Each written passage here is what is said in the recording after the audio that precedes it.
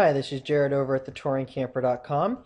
In a recent video, I gave you a short overview of the Good Sam Trip Planner. This video is going to give you a more in-depth of how I use it. I'm going to build an entire trip and show you how I do that. Several of the campgrounds that I am going to be highlighting are from this post here, the Years in Review. We tried to put a compilation of things that we didn't have enough for a full review, but wanted to give you some ideas of some of the places that we've stayed. So I'm going to highlight a few of these campgrounds here as we're going down through. So let's get right to it. So we come to Good Sam Club. I'm going to walk you through the complete process of how I use this and why I think it's good. So this video may take a little bit, but hopefully you'll stick around and hopefully you'll enjoy it, and it'll inspire you to try to use this to plan some of your trips. So the first thing we're going to do is we're going to create a new trip. And like I showed you in the last video, I just put in general from Florida or from Pennsylvania to Florida. I'm going to rename this because Kristen informed me that she didn't like the other one. So I'm going to call it Good Sam Trip Planning in Depth. You can change these. You can set up your highways or toll booths. I'm not going to worry about those right now because I'm going to show you some of those warnings that pop up. So then we create the trip. And there's our general trip that we've got there. So if you didn't like that name and you wanted to change that name, you could come back up here to settings and you could change it right there, and all that information is right there. Also, you can notice here that trip right now, it's over 1,000 miles, close to 1,100 miles. It says it's going to take 16 hours or so. My best estimate is they're guessing right around 60 miles an hour. I've tried to calculate it out. It doesn't tell you exactly how they calculate that drive time, but my estimation is they're calculating around an average of 60 miles per hour on highways. If you look here at the fuel settings, here's where you can select whether you're running in gas or a diesel fuel. It will update these prices about once a week. And you can also set how many miles per gallon your tow vehicle gets or your RV gets. When we're towing with the van, it only gets about 8 miles to a gallon. Sometimes we can get upwards of 9, but I usually put in 8 just to keep it that way, so we're set there. Alright, so this is a pretty long trip. You could do it in a day, but we're going to try to make this a leisurely stroll all the way down the coast. Making about 4 stops is what I have kind of planned here, maybe 5. We'll see how it goes. So the first thing we're going to do is I'm going to add a stop. So we are going to stop in Strasburg, oops, only one B, Pennsylvania.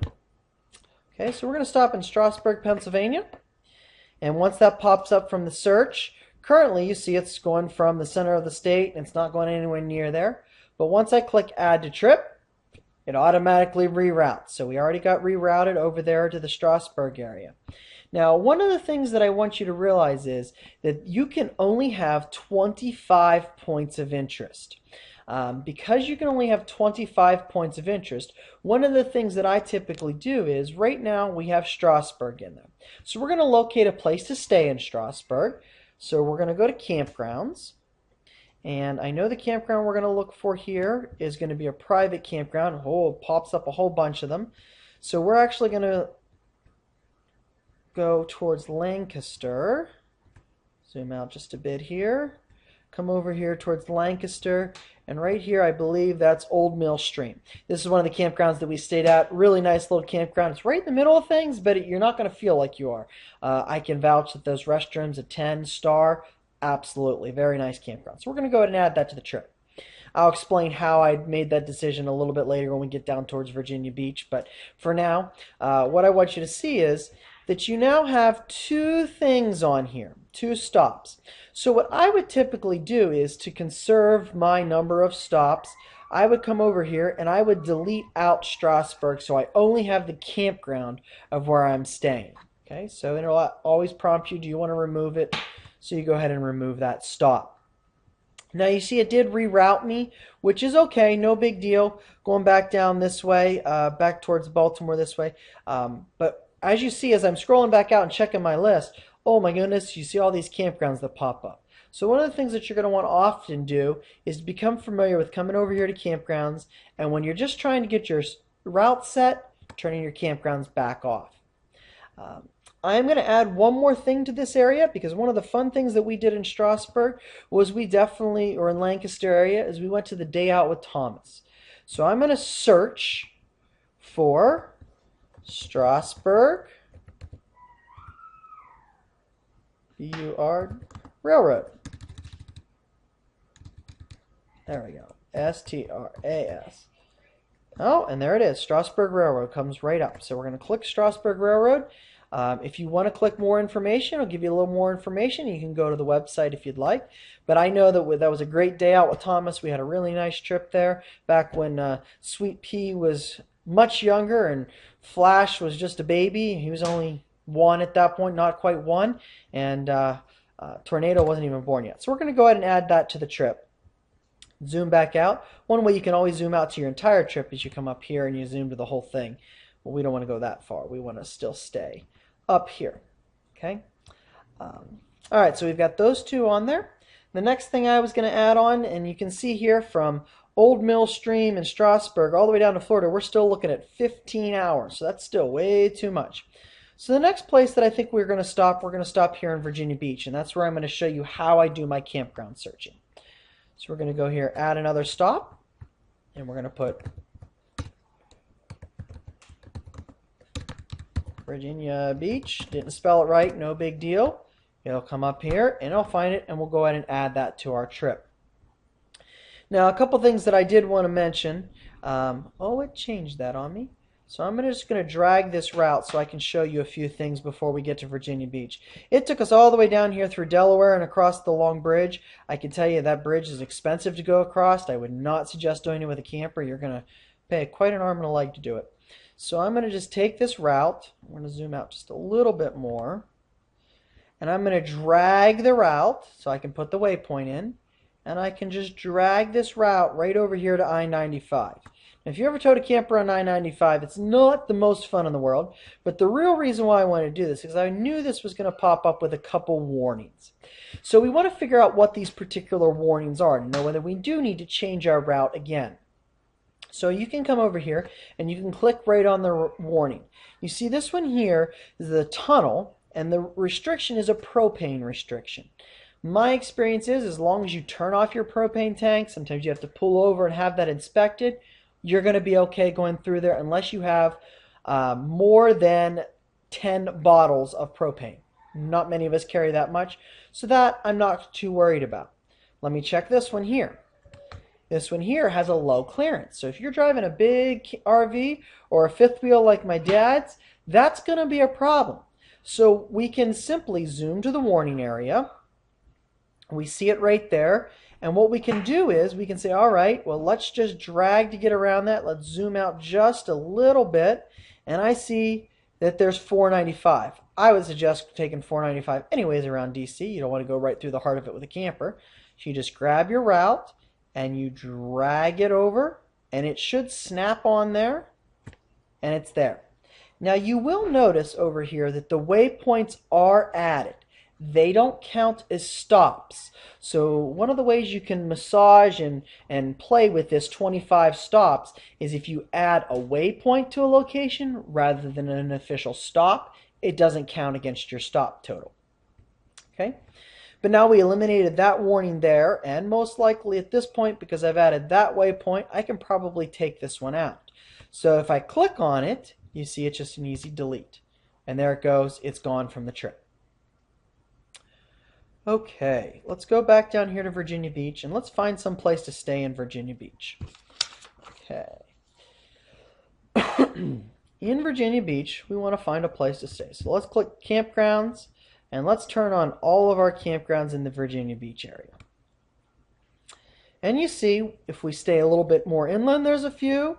And if we look, there's a few here right on the beach, right on the beach area. Okay. Now, if I wanted to get all the way down here to where False Cape is, I might need to turn on a little bit more of my mileage. I can turn this up to 60 miles, and therefore we could get a few more. If I want to make sure I'm staying real close into Virginia Beach, I might turn it down to the 5-mile radius.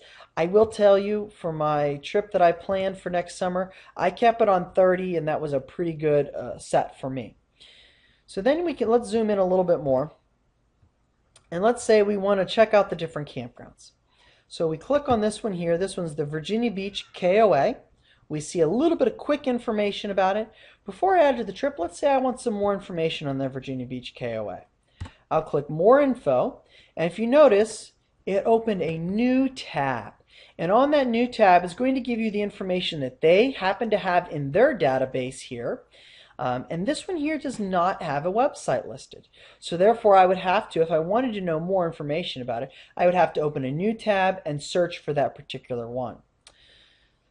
Let's say I don't have a KOA membership, or I do have a Good Sam membership, and therefore I get discounts at Good Sam, and I notice there's a Good Sam right next door. It has very good ratings as well, so I want more information about that Good Sam park. My one concern, and one thing I don't like about this software, is when I click more information, it does not open a new tab. It simply changes the tab that was already opened to that new park. So this is one thing that was frustrating for me when I was looking at campgrounds. If I wanted to look at more than one campground and compare them almost side by side, you have to right click. You can't even right click the More Info page so that you can open it in a new tab. The only way to do it is to take your information and you copy and paste that whole URL and put it into another tab. That I found to be very, very frustrating. So of all the things that I like about this program, that's one of the things that I don't like. In order to compare these two side by side, I actually have to copy and paste and do all that rigmarole. So that's one thing I did not particularly like. You notice with this one, they do have a website. If you do click the website, it does open those websites in a new tab. So that aspect is okay. Let me come back over here. And those are both the private campgrounds. I will also show you that there is a public campground here, First Landing. Now, when you click on the public campgrounds, I'll be the first to tell you they do not have nearly as much information in their database about the private campgrounds as they do about the public campgrounds. You're probably going to have to go look up First Landing. I can tell you from experience, and once again, if you come back over to here, that is one of the campgrounds that we reviewed or talked about in this post here, Years in Review. First Landing, we stayed there early in our marriage, and it's a very, very nice campground. It's not full hookups, but you're right on the bayside beach. A real nice place. We did like that one, so I'm actually going to add that to the trip.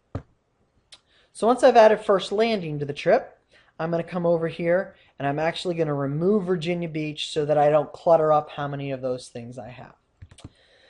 And it'll ask me, yes, do I want to remove it? I'll click yes. So that's the general way that I do add my campgrounds. You can find a different way for yourself. I mean, there are other ways of doing it, but that's the way that I found was most efficient for me to go about actually searching for campgrounds. Okay, so I'm going to come back over here. I'm going to turn our campgrounds off because we're going to add another stop to our destination. Okay, so if right now you see it has us coming back out here and has us going south, down, skirting around Raleigh-Durham, or kind of going down 95 again. But let's say we wanted to go from Virginia Beach, and we want to now go back over here, go back to My Trips, I'm sorry, Trip Manager, and we want to add the Biltmore. So we want to stop at the Biltmore in Asheville, North Carolina. Look at that. We don't actually have the Biltmore. It doesn't show up. Let's try the search function. Let's see if we can search for it by a place. Oh, the Biltmore Estate comes up. So we can add the Biltmore Estate. We can add that to our trip. And when we zoom out here, you see that it added that as number 5, which is good. So we can see over here that the Biltmore is right there. Okay. Now, obviously, you can't camp at the Biltmore, so you got to find someplace else to camp. I've not stayed anywhere in the Asheville area, so I don't have anywhere to recommend. So I'll let you go ahead and figure that out on your own. For now, I'm just going to leave that in there as the Biltmore.